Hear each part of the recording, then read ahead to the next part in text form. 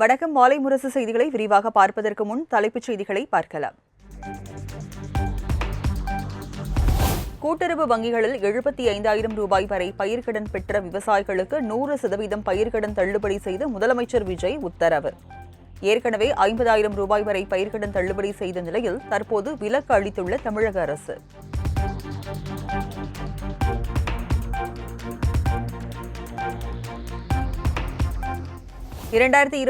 மே 1 முதல் பிப்ரவரி 28 வரை கூட்டுறவு வங்கிகளில் கடந்த பெற்ற 14,43,504 விவசாயிகள் பலனடைந்ததாக தமிழக அரசு தகவல். 75,000 ரூபாய் பயிர்க்கடன் பெற்ற விவசாயிகளுக்கான கடனை 100% தள்ளுபடி செய்ததால் அரசுக்கு 5,922 கோடியே 23 லட்சம் ரூபாய் செலவினம் ஏற்பட்டுள்ளதாகவும் விளக்கம்.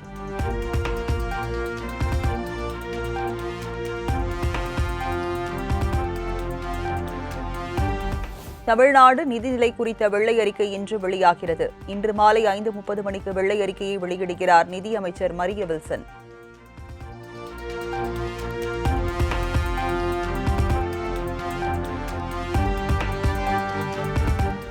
தமிழகத்தில் அதிகரிக்கும் மின்வெட்டு குறித்து முதலமைச்சர் விஜய் மின்துறை அமைச்சர் மற்றும் அதிகாரிகளுடன் ஆலோசனை. கோடை காலத்தில் அதிகரித்து வரும் மின் தேவையை சமாளிக்க தேவையான நடவடிக்கைகள் குறித்தும் ஆலோசனை.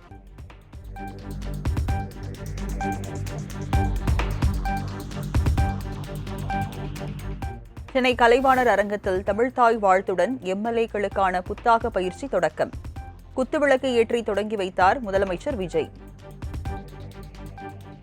சட்டமன்ற உறுப்பினர்களுக்கான பயிற்சியை நம்முடைய மாண்புமிகு தமிழ்நாடு முதலமைச்சர் அவர்கள் குத்துவிளக்கு ஏற்றி தொடங்கி வைக்கிறார்கள்.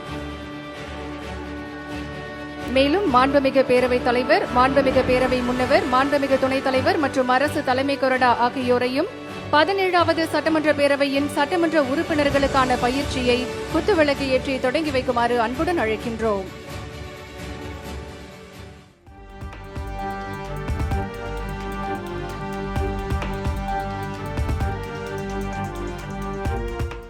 சிறைத்துறையில் பணியிட மாற்றங்களை மேற்கொள்ள புதிய வாரியம் அமைத்து சிறைத்துறை டிஜிபி சந்தீப் ராய் ரத்தோர் உத்தரவு.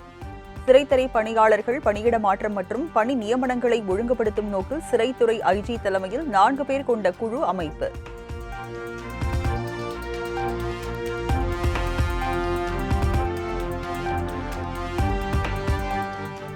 எம்ஜிஆர் ஆட்சிக்கு வர சட்டமன்ற நிகழ்வுகளை காரணமாக அமைந்தன. சட்டப்பேரவையின் கண்ணியத்தை எம்எல்ஏக்கள் காப்பாற்ற வேண்டும் என சபாநாயகர் ஜெய்சிடி பிரபாகர் வலியுறுத்தல். ஒரு நிகழ்வு, ஒரு சம்பவம் ஒரு மிகப்பெரிய மாற்றத்தை ஒரு கட்சிக்கு எதிராக திருப்பியதையும் ஒரு கட்சி ஆட்சிக்கு வருவதற்கு துணை புரிந்ததையும் அந்த சட்டமன்ற ஒரு நிகழ்ச்சி தான் ஏற்படுத்தியது என்பதை நான் நினைவில் வைத்திருக்கிறேன். உங்கள் கட்சியினுடைய கொள்கை கோட்பாடு நிலைநிறுத்தப்பட வேண்டும் என்றால், அரசு கொண்டிருக்கிற கொள்கைகள் திட்டங்கள் நிறைவேற வேண்டும் என்றால், சபையினுடைய கண்ணியத்தையும் கௌரவத்தையும் காப்பாற்ற வேண்டிய மிகப்பெரிய பொறுப்பும் கடமையும் உங்களுக்குத்தான் இருக்கிறது.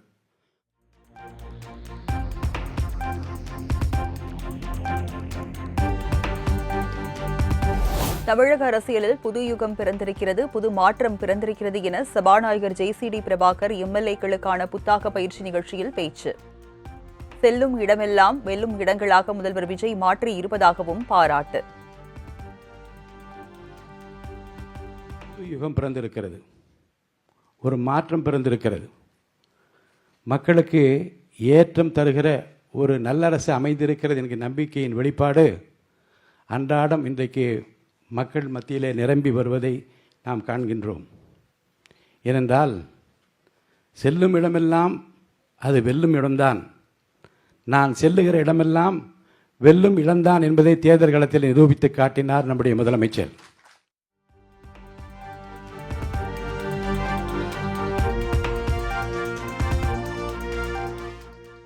காங்கிரஸ் கட்சியை தொடர்ந்து கொச்சையாக விமர்சித்தால் திமுக இனிமேல் எப்போதும் ஆட்சிக்கு வர முடியாத நிலை ஏற்படும் என காங்கிரஸ் அமைச்சர்கள் கூட்டாக அறிக்கை.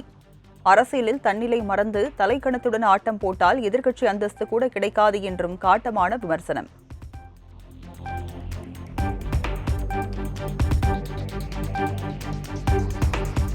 இந்தியா முழுவதும் டெலிகிராம் செயலி பயன்படுத்துவதற்கு மத்திய அரசு தற்காலிக தடை. நீட் மறுதேர்வு வரும் 22ஆம் தேதி நடைபெறவுள்ள நிலையில் வினாத்தாள் கசிவதை தடுக்கும் வகையில் மத்திய தொழில்நுட்ப தகவல் துறை நடவடிக்கை.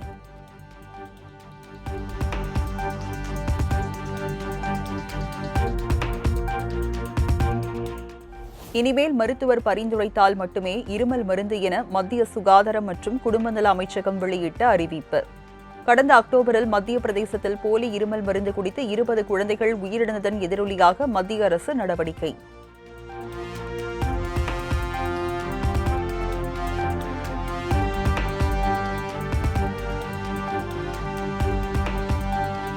தமிழகத்தில் 4 IAS அதிகாரிகளை பணியிட மாற்றம் செய்து தமிழ்நாடு அரசு உத்தரவு.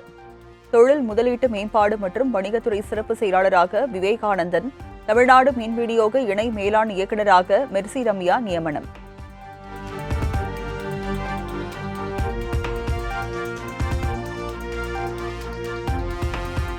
மின்கட்டண உயர்வு தொடர்பாக மக்களுக்கு எந்தவித சிரமமும் இல்லாத வகையில் பல்வேறு ஆலோசனைக்கு பிறகு முதல்வர் விஜய் முடிவை தெரிவிப்பார் என அமைச்சர் நிர்மல்குமார் தகவல். வரும் காலங்களில் துண்டு சீட்டில் பணியிட மாற்றம் செய்யும் சூழல் இனிமேல் நடக்காது என்றும் விளக்கம். ஸோ அதை சரி செய்யும் விதமாக இப்போ என்ன மாதிரியான கொள்கை முடிவுகள், இப்போ அந்த காஸ்ட்டை எப்படி இன்கர் பண்ணலாம், பொதுமக்களுக்கு பாதிப்பு இல்லாத வகையில் எப்படி அதை சரி செய்யலாம்னு சொல்லிட்டு கண்டிப்பாக முதல்வர் அதுக்கு தான் இப்போ இன்னைக்கு ஆலோசனை நடக்கவிருக்குது. ஸோ கண்டிப்பாக முதல்வரிடம் ஆலோசித்து விட்டு எப்படின்னு செய்வோம்.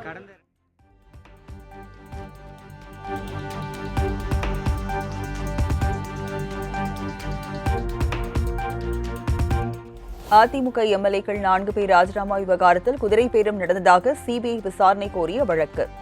முறைகேடு நடந்ததற்கு ஆதாரம் இன்றி விசாரணைக்கு உத்தரவிட முடியாது என கூறி தீர்ப்பை தள்ளி வைத்தது சென்னை உயர்நீதிமன்றம்.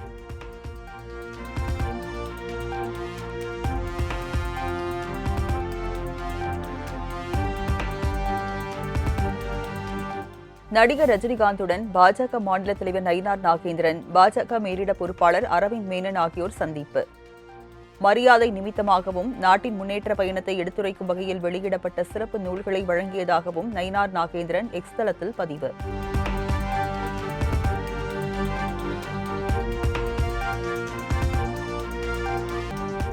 நீட் மறுதேர்வு வரும் 22ஆம் தேதி நடைபெறும் நிலையில் மத்திய கல்வி அமைச்சகம் செய்த ஏற்பாடுகளால் மாணவர்களுக்கு புதிய சிக்கல்கள் உருவாகும் அபாயம் இருப்பதாக அண்ணாமலை விமர்சனம். தேர்வு மையத்திற்குள் நுழைவதற்கு முன் அதிகரிக்கப்பட்ட சோதனைகள், நீண்ட நேர உடல் பரிசோதனைகள் மாணவர்களுக்கு கூடுதல் சுமையாக அமையும் என்றும் கருத்து.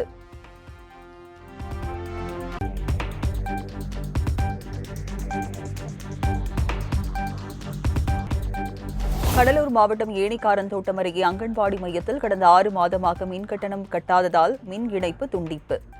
வெளியே வெயில் வாட்டி வதைத்து வரும் நிலையில் அங்கன்வாடி மையத்தில் புழக்கத்தில் வாடி வதங்கும் மழலைகள்.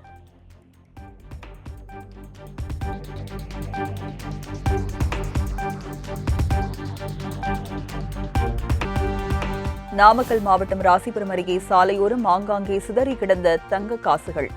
பொதுமக்கள் உற்சாகத்துடன் தேடி தேடி சேர்த்த நிலையில் உண்மையான தங்க நாணயமா, தங்க முலாம் பூசப்பட்டதா என போலீசார் விசாரணை.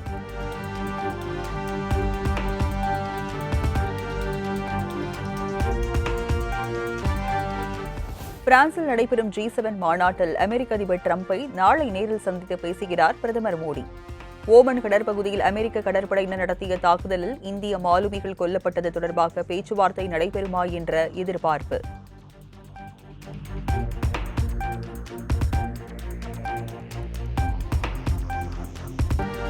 ஃபிஃபா உலகக்கோப்பை கால்பந்து தொடரில் பெல்ஜியம், எகிப்து அணிகளுக்கு இடையிலான போட்டி 1-1 என்ற கோல் கணக்கில் டிரா. இரு அணிகளுக்கும் தலா 1 புள்ளி பகிர்ந்து அளிக்கப்பட்டது.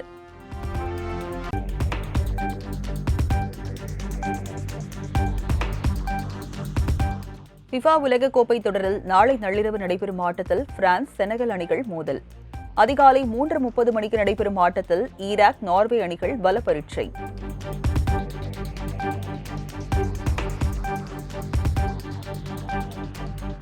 ஃபிஃபா உலகக்கோப்பை தொடரில் நாளை காலை 6:30 மணிக்கு நடைபெறும் ஆட்டத்தில் அர்ஜென்டினா, அல்ஜீரியா அணிகள் மோதல். காலை 9:30 மணிக்கு ஆஸ்திரியா, ஜோர்டான், காலை 10:30 மணிக்கு போர்ச்சுகல், காங்கோ அணிகள் பல பரீட்சை.